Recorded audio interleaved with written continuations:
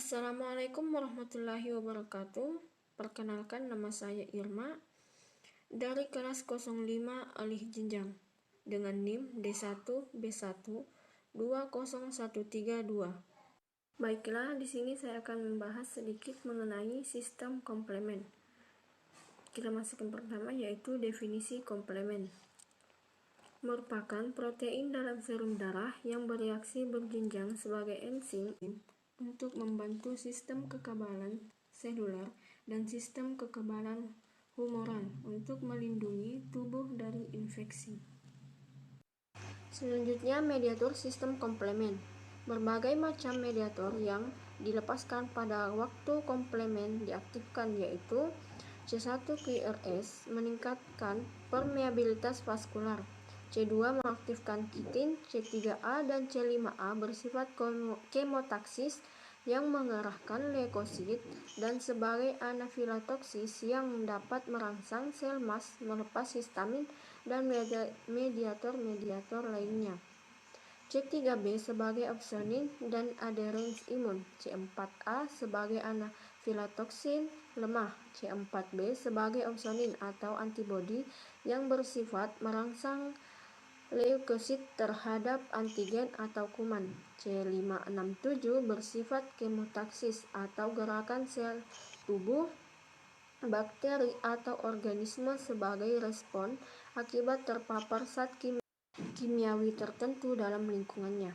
C89 melepas sitolisin yang dapat menghancurkan sel. Yaitu aktivasi komplemen. Terdapat 3 jalur. Yang pertama, jalur klasik, yang kedua jalur alternatif, dan yang ketiga jalur lectin. Jalur klasik untuk aktivasi komplemen memerlukan reaksi antigen-antibodi sebagai pemicunya, atau disebut juga imunoglobulin. Jalur alternatif suatu bentuk tahanan non-spesifik dipicu oleh bakteri atau produknya tanpa memerlukan reaksi antigen-antibodi. Jalur lectin diawali oleh stimulasi dari kompleks manosa binding protein pada permukaan patogen. Terdapat 3 cara untuk mengaktifkan jalur klasik. Yang pertama, kompleks antigen-antibodi yang berisi 1Gg atau 1Gm. Yang kedua, virus. Yang ketiga, produk bakteri. Komponen yang berpengaruh C1-C9. Mikroskop elektron memperlihatkan bahwa kompleks ini berbentuk silindris. Kompleks ini menembus membran sel, menghancurkannya dan menyebabkan lisisnya sel. Berikut gambar jalur klasik. Merupakan hasil dari kerja kompleks antigen-antibodi pada C1. Jalur alternatif terdapat 4 cara untuk mengaktifkan. Yang pertama, jalur ini diaktifkan oleh mikroorganisme termasuk bakteri. Yang kedua, tidak ditemukan keikutsertaan C1, C2, atau C4. Diperlukan C3B untuk inisiasi subsekuen kaskade yang disiapkan oleh lisis C3 yang pelan berkesinambungan. Yang ketiga, distabilkan oleh properdin, yaitu saat terbentuk C3B. Yang keempat, properdin, sejenis protein serum yang meningkatkan aktivasi komplemen dengan cara menstabilkan protein komplemen tertentu. Gambar jalur alternatif. C3B terus-menerus berkembang melalui hidrolisis C3 yang dinonaktifkan oleh faktor H dan I, endotoksin bakteri, dan kompleks imun IgA menstabilkan C3B, menghasilkan progresi dari kaskade faktor BD yang diperlukan dapat diperlihatkan.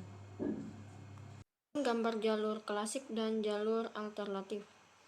Jalur klasik diaktifkan oleh kompleks antigen dan antibodi, sedangkan jalur alternatif diaktifkan oleh material lipopolisakarida dinding sel dari berbagai bakteri. Keduanya menghasilkan konversi dari C3 ke C3B yang memicu sekuen umum untuk menghasilkan produk aktif. Yang terakhir yaitu jalur lektin.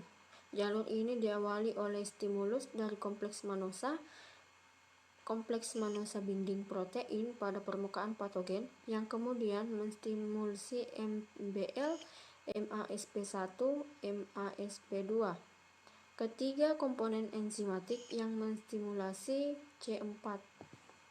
Selanjutnya, fungsi sistem komplemen. Terdapat 4 fungsi. Yang pertama, mencerna sel, bakteri, dan virus. Yang kedua, opsonisasi, yaitu memicu fagositosis antigen partikulat. Yang ketiga, mengikat reseptor komplemen spesifik pada sel-sel imun, inflamasi, dan beberapa molekul imunoregulator. Yang keempat, pembersihan imun, yaitu membuang sisa-sisa bahan imunitas atau kompleks imun dan mengirimnya ke limfa dan hati untuk dihancurkan. Sekian yang dapat saya sampaikan. Jika ada salah kata, mohon dimaafkan. Assalamualaikum warahmatullahi wabarakatuh.